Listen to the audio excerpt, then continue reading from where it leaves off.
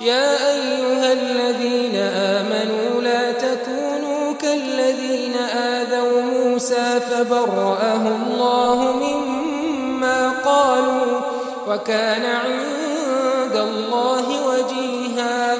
يا أيها الذين آمنوا اتقوا الله وقولوا قولا سديدا يصلح لكم أعمالكم ويغفر لكم ذنوبكم ومن يطع الله ورسوله فقد فاز فوزا عظيما. إنا عرضنا الأمانة على السماوات والأرض والجبال فأبين